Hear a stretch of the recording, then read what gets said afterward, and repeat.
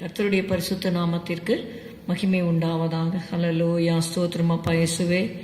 ரத்தத்தால் எங்களை கழுவி எங்களை பரிசுத்தப்படுத்தும் அப்பா. ஸ்தோத்திரம். இன்னும் மண்டையிலே கிட்டி சேர எங்களுக்கு கிருபை தாரும். திவ்ய அன்பின் சத்தத்தை ரட்சகா கேட்டு உம்மை அண்டினே, இன்னும் கேட்டி சேர என் ஆண்டவா ஆவல் கொண்டீரோ வாங்கே. இன்னும் கேட்ட கேட்ட சேர்த்து கொள்ளும் பாடுபட்ட நாயகா. இன்னும் கேட்ட கேட்ட சேர்த்து கொள்ளுமே ஜீவன் தந்த ரட்சகா. என்னை முற்றுமே இந்த நேரத்தில் சொந்தமாக்கி கொள்ளுமே. உம்மை வாஞ்சையோடெந்த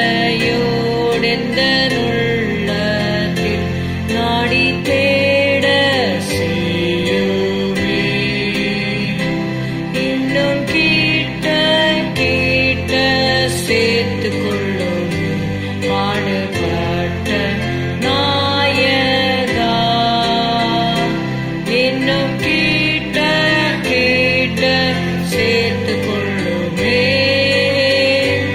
ஜீவன் தந்த ரட்சகா. ஏசாயா 35வது அதிகாரம் 8வது வசனம்.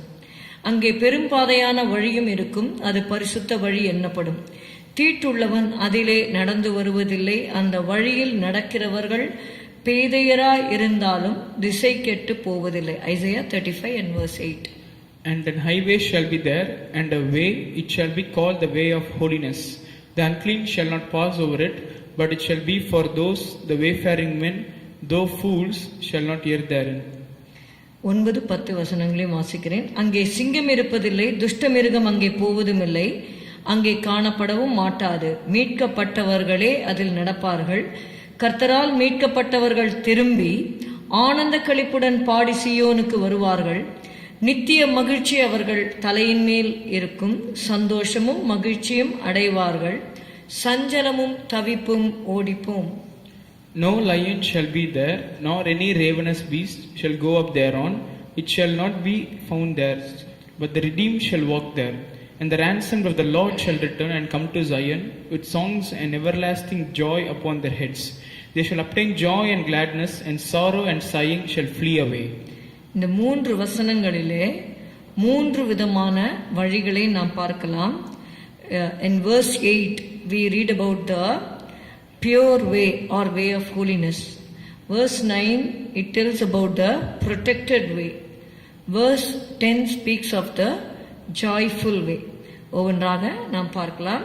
முதலாவதாக பரிசுத்த வழி. அது எப்படி ஒரு பியோர் வே, பரிசுத்த வழி என்று பார்க்கும் பொழுது 8வது வசனம் சொல்கிறது, அங்கே பெரும்பாதையான வழியும் இருக்கும், அது பரிசுத்த வழி என்னப்படும். தீட்டுள்ளவன் அதிலே நடந்து வருவதில்லை, அந்த வழியில் நடக்கிறவர்கள் பேதையராய் இருந்தாலும் திசை கெட்டு போவதில்லை.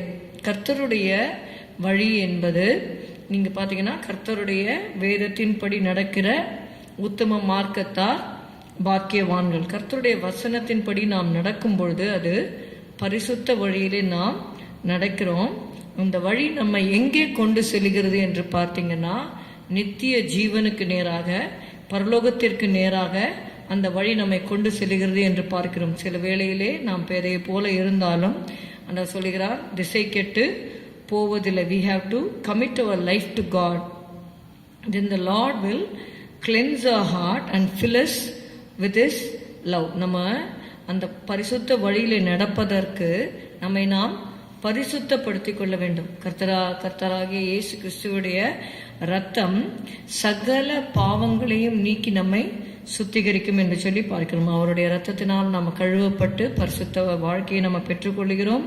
அவருடைய அன்பினால் அவர் நம்மை நிரப்பி அவருடைய வழியிலே அவர் நம்மை நடக்க செய்வார். இரண்டாவது நம்ம பார்க்கிறோம் 9வது வசனம், அங்கே சிங்கம் இருப்பதில்லை, துஷ்ட மிருகம் அங்கே போவதும் இல்லை, அங்கே காணப்படவும் மாட்டாது, மீட்கப்பட்டவர்களே அதில் நடப்பார்கள். It tells of the protected way. கர்த்தருடைய வழிகளிலே நாம் போகும்பொழுது நமக்கு தேவன் பாதுகாப்பை தருகிறார். நாம் அறிந்திருக்கிறபடி 1 பேதுரு 5:8 நாம் வாசிக்கிறோம், உங்கள் எதிராளியாகிய பிசாசானவன் கர்ச்சிக்கிற சிங்கம் போல. அவர் lord is the real lion, he is the lion of the tribe of Judah. ஆனால் பிசாசானவன் கர்ச்சிக்கிற சிங்கம் போல எவனை விழுங்கலாமோ என்று வகை தேடி சுற்றி திரிகிறான். அந்த சிங்கம் அங்கே இருப்பதில்லை. நமக்கு விரோதமாக இருக்கிற கிரியைகள், பொல்லாங்கனுடைய காரியங்கள் எதுவும் காணப்படாத படிக்கு நாம் பரிசுத்த வழியில் நடக்கும் பொழுது தேவனுடைய பாதுகாப்பை தேவன் நமக்கு தருகிறார். 9வது வசனம், அங்கே சிங்கம் இருப்பதில்லை, துஷ்ட மிருகம் அங்கே போவதும் இல்லை, அங்கே காணப்படவும் மாட்டாது, மீட்கப்பட்டவர்களே அதில் நடப்பார்கள். Thirdly, we see that it is a way, it's a pleasurable way or joyful way.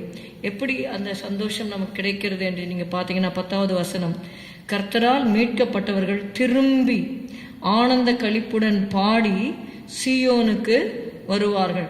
அவங்க திரும்பி என்று சொல்லி பார்க்கும் பொழுது இந்த வசனம், இந்த அதிகாரம் ஆரம்பிப்பதே நீங்க பார்த்தீங்கன்னா வனாந்தரமும் வறண்ட நிலமும் என்று சொல்லி பார்க்கிறோம். அப்போ அவங்க வனாந்தர வழியாக, வறண்ட நிலத்தின் வழியாக சில வேளைகளிலே கர்த்தருடைய பிள்ளைகள் நடக்கக்கூடும். ஆனால் அப்படியே தேவன் நம்மை விட்டு விடுகிறதில்லை. அதனால தான் நம்ம பார்க்குறோம் 3வது வசனம், தளர்ந்த கைகளை திடப்படுத்தி தள்ளாடுகிற முழங்கால்களை பலப்படுத்துங்கள், மனம் பதறுகிறவர்களை பார்த்து. யார் மனம் பதறுவார்கள்? அப்படிப்பட்ட சூழ்நிலையிலே, ஒரு பதற்றமான சூழ்நிலையில் போகும்பொழுது அவங்க மனம் பதறி இருப்பாங்க. அவங்கள பார்த்து சொல்லி வேதம் சொல்லுகிற 4ஆம் வசனம், மனம் பதறுகிறவர்களை பார்த்து நீங்கள் பயப்படாதிருங்கள், திடன் கொள்ளுங்கள், இதோ உங்கள் தேவன் நீதியை சரிக்கட்டவும் உங்கள் தேவன் பதிலளிக்கவும் வருவார், அவர் வந்து உங்களை ரட்சிப்பார் என்று சொல்லுங்கள். நம்ம ஆண்டவருடைய பாதையில, பரிசுத்த வழியில, அவருடைய வேதத்தின்படி அவருக்கு பயந்து நடக்கும் பொழுது பதற்றமான சூழ்நிலைகள் வந்தாலும் கர்த்தர் சொல்லுகிறார், மனம் பதற வேண்டாம், பயப்பட வேண்டாம், திடன் கொள்ளுங்கள், தேவன் பதிலளிப்பார் என்று சொல்லி. அப்படி பதிலளிக்கும் பொழுது என்ன நடக்கும் என்பதை தான் 10வது வசனத்திலே வாசித்தோம். கர்த்தரால் மீட்கப்பட்டவர்கள் திரும்பி ஆனந்த களிப்புடன் பாடி சீயோனுக்கு வருவார்கள், நித்திய மகிழ்ச்சி அவர்கள் தலையின் மேல் இருக்கும், சந்தோஷம் மகிழ்ச்சியும் அடைவார்கள், சஞ்சலமும் தவிப்பும் ஓடிப்பும். இதுவே நீங்க பாவ வழியில் நடக்கிறவங்க நீங்க பாத்தீங்கன்னா, பாவத்தின் சம்பளம் மரணம். கர்த்தராகிய இயேசு கிறிஸ்துவனுடைய கிருபை நமக்கு நித்திய ஜீவனை தருகிறது, நித்திய மகிழ்ச்சியை தருகிறது என்று சொல்லி பார்க்கிறோம். அப்படியாக பரிசுத்த வழியிலே நாம் நடக்க நம்மை ஒப்பு கொடுக்கும் பொழுது தேவனுடைய பாதுகாப்பும், தேவனுடைய அந்த ஆனந்த கடிப்பு, தேவன் தருகிற ஆனந்த கடிப்பும் நமக்கு நிச்சயமாக நம்மோடு கூட இருக்கும். சந்தோஷம் மகிழ்ச்சியும் அடையும்படி செய்வார், சஞ்சலமும் தவிப்பும் ஓடிப்போம். ஜெபிக்கலாம். ஸ்தோத்திரம் அப்பா, உம்மை துதிக்கிறோம் துதிக்கிறோம் துதிக்கிறோம். எங்களை தாழ்த்தி உம்முடைய கருத்தில் ஒப்பு கொடுக்கிறோம். நீர் எங்களுக்கு நியமித்த அந்த பரிசுத்த பாதையிலே நாங்கள் நடக்க எங்களுக்கு உதவி செய்யும். இயேசுவின் நாமத்தில் பிதாவே, ஆமேன். எல்லாரும் சேர்ந்து சொல்லுவோம். என் ஆத்துமாவே கர்த்தரை ஸ்தோத்திரி, என் முழு உள்ளமையுடைய பரிசுத்த நாமத்தை ஸ்தோத்திரி. என் ஆத்துமாவே கர்த்தரை ஸ்தோத்திரி, கர்த்தர் செய்த சகல உபகாரங்களை மறவாதே. Good morning. Have a good day. God bless you.